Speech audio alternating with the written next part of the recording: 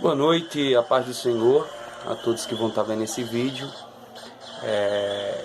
Queríamos dar continuidade às palavras que estávamos falando no outro vídeo sobre o capítulo 4 de João e o verso de número 4. Antes disso, desejo fazer uma oração rápida. Em nome do Senhor Jesus, assim oramos. Bendito Deus, Pai Celestial, nesse momento, Senhor, te agradeço por essa grande oportunidade de poder estar na Tua presença, Senhor, aonde estamos passando por essa pandemia. Tenha misericórdia de cada um dos Teus servos que se encontra em casa, aqueles que ainda estão se deslocando para seus trabalhos, Senhor, nos ajude a passar de cabeça erguida e nos dá vitória, meu Pai. Repreende esse vírus em nome do Senhor Jesus. Amém. Então, como eu falei, meus irmãos, a gente esses dias estava meditando sobre esse capítulo de número 4 e o versículo de número 4 em especial, que nos diz: e era-lhe necessário passar por Samaria. E no episódio anterior, a gente falamos que a necessidade que Jesus tinha em passar em Samaria não era uma necessidade geográfica. A gente explicamos no outro vídeo, no vídeo anterior, que não era uma necessidade geográfica pelo simples motivo de haver outros caminhos alternativos para se chegar a Galileia, aonde ele depositou esse firme propósito de até a Galileia, que os irmãos vão observar isso no versículo de número 3. Então havia caminhos alternativos geograficamente que Jesus poderia estar indo até a Galileia sem ter por necessidade passar em Samaria. E a gente viu isso no outro episódio, havia outros caminhos, a gente observando mapas da época, encontramos várias outras alternativas que Jesus poderia ter e não ter essa necessidade de passar por Samaria. Mas, analisando o texto, a gente entende que havia uma necessidade de Jesus passar em Samaria pelo fato de haver uma pessoa que estava mais necessitada do que propriamente dito a passagem de Jesus naquele lugar. Havia uma mulher que tinha uma carência tremenda de Deus naquela cidade e naquela circunvizinhança, que era a mulher samaritana. Interessante é que a Bíblia não cita seu nome, a Bíblia não faz menção de quem era essa mulher, aonde ela trabalhava, a Bíblia não faz menção do seu nome, porém chama ela de mulher samaritana, porque era moradora de Samaria. É necessário que entendamos que o ser humano, para nós entendermos o texto, o ser humano ele é dotado de necessidades. Existe uma necessidade fisiológica, uma necessidade social, uma necessidade de segurança, de autoestima, de autovalorização. E não podemos esquecer, a ciência e os meios sociais classificam esses 5, mas é claro que há mais de 5. Há uma necessidade espiritual. E a necessidade dessa mulher talvez não era uma necessidade fisiológica, até porque ela foi buscar água, porque tinha sede e precisava fazer seus afazeres. Poderia ser classificada como uma necessidade fisiológica, uma necessidade de beber água, de suprir as suas necessidades, fazer comida. Uma necessidade de segurança, talvez aquela mulher tinha. Uma necessidade de autoestima, que a gente vê que aquela mulher ela tinha, o próprio Jesus mostrou para ela e revelando a vida dela, falou que ela teve 5 maridos e o que ela tinha naquele momento não era dela. Então a gente vê tudo isso nesse contexto. Porém, a gente entende-se que existe, além dessas 5 necessidades, da necessidade fisiológica, da necessidade de segurança, da necessidade social, da necessidade de autoestima e de autovalorização, existe uma necessidade que é fundamental na vida do ser humano, que é a necessidade espiritual.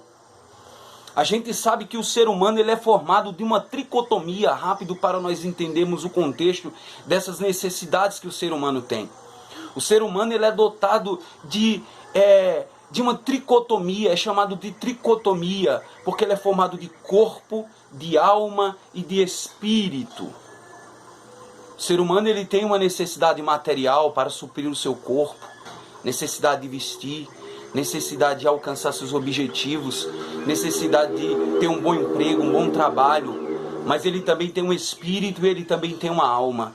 E essa alma, ela sempre vai desejar Deus, ela sempre vai necessitar da presença do Senhor. Então a necessidade que eu entendo nesse texto era uma necessidade maior da parte da mulher.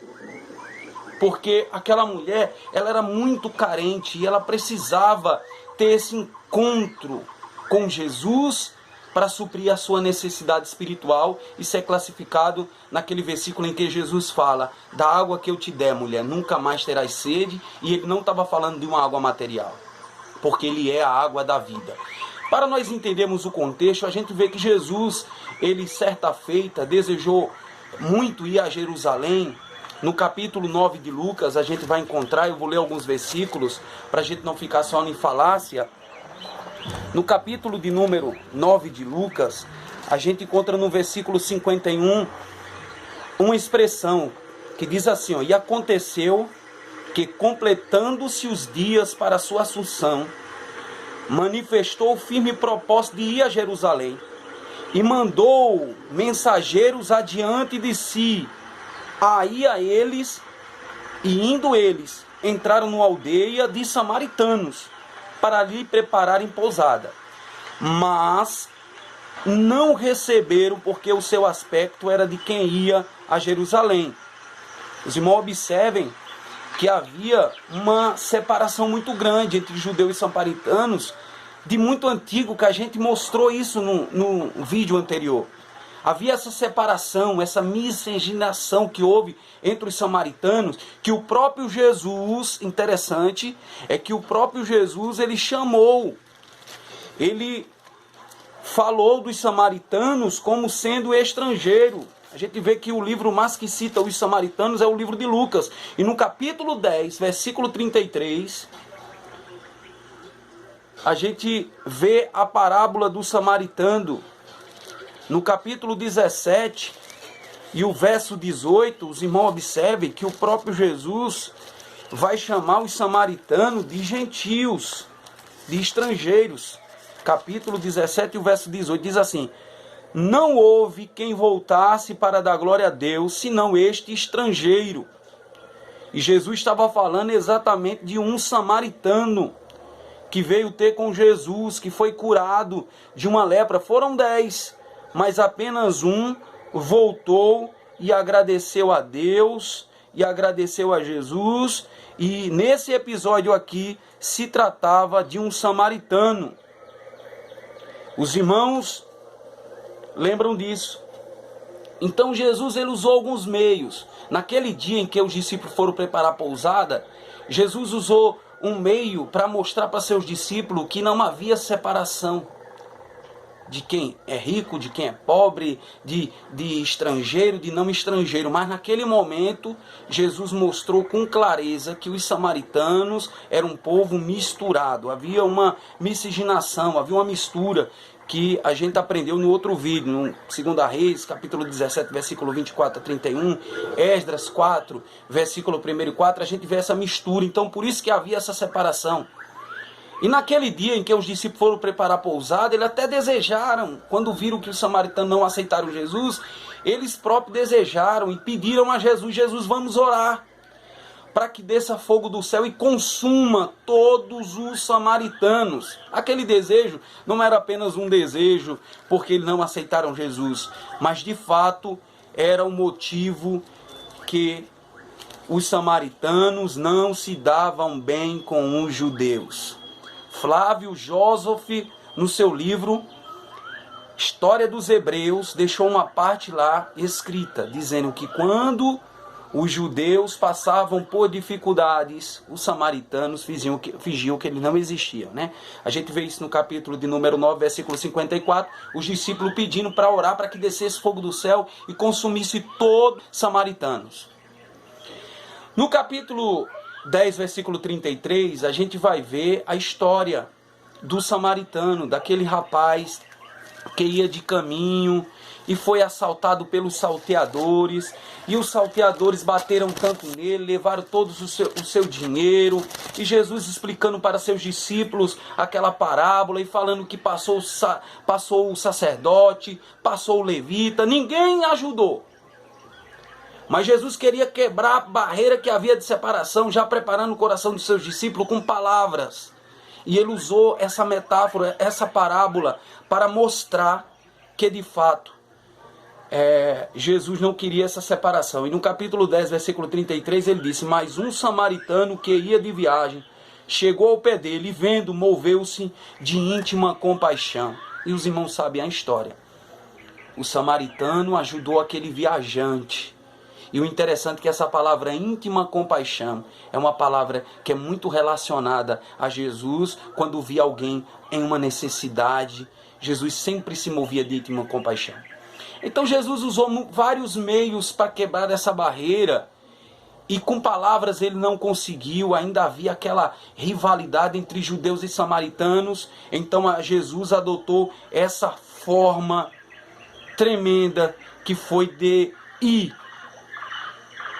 pessoalmente à cidade de Samaria, à fonte em Sicar, se sentar à beira do poço, esperar aquela mulher vir ter com ele, porque Jesus sabia que aquela mulher naquele horário ia pegar aquela água e encher o seu cântaro.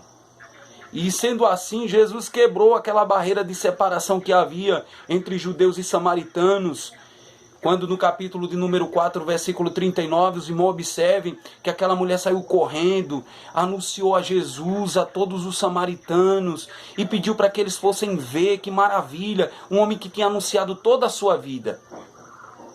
Irmãos, Jesus ainda quebra a barreira de separação, Jesus ainda tem o poder de salvar, de libertar e de suprir todas as necessidades materiais, espirituais do ser humano, porque ele ainda é o mesmo. Ele não só multiplicou pão, mas salvou muita gente. Perdoados estão teus pecados. Essa é a palavra que homem nenhum, Maomé, não pôde falar, Buda não pôde falar, Hare Krishna não pode falar, Allan Kardec em seu evangelho segundo Allan Kardec não pode falar, o Espiritismo não pode falar, mas Jesus falou: perdoados estão teus pecados. Só Jesus tem poder para perdoar pecado. Capítulo 4, versículo 39 diz: e muitos dos samaritanos daquela cidade creram nele pela palavra da mulher que testificou: disse-me tudo quanto tenho feito. Quem tem esse poder de falar tudo que aquela mulher tinha feito? Porque Jesus conhece os passos de cada um. Jesus conhece cada atitude. E veja que ela deixou bem claro. Ele falou tudo sobre mim. Ele abriu o livro da minha vida e mostrou para mim que eu não sou nada. Que eu preciso dele. Que ele é a fonte da vida. No capítulo 4 de Hebreus, versículo de número 12, diz assim, porque a palavra de Deus é viva e eficaz, e mais penetrante que espada alguma de 2 fios. Ela vai até a divisão da alma, das juntas e medulas, e é apta para discernir os pensamentos e intenções do coração. Veja que a palavra de Deus ela tem esse poder de quebrar barreiras, de ir a lugares que nenhum médico, nenhuma medicina, nenhum psicólogo tem capacidade de ir. Aonde? Na divisão da alma e do espírito, das juntas e medulas. É aqui nesse texto que demonstra a tricotomia, que o homem é um corpo medulas, juntas e medulas, ele tem uma alma e tem um espírito. E a palavra de Deus, ela vai nas três partes. Ela vai no espírito, ela vai na alma, ela vai no centro das emoções. E ela é apta para discernir pensamentos e intenções do coração. Então só a palavra de Deus é que pode restaurar, é que pode quebrar a barreira de separação. E desde aquele dia a gente não vê mais separação entre judeus e samaritanos, pelo menos narrados, a gente não vê. E realmente Jesus naquele dia quebrou essa barreira que havia entre judeus e samaritanos. E que Deus nos abençoe em Cristo, que sirva de reflexão para você, que tirou esses poucos minutos, você que vai estar assistindo esse vídeo de manhã, à tarde, à noite, não sei qual horário. Se tiver alguma dúvida, deixa nos comentários, que estaremos respondendo e tirando as dúvidas. Aquelas que nós não soubemos, nós procuramos pessoas mais capacitadas para tirar as dúvidas. Que Deus nos abençoe em Cristo Jesus. Boa noite.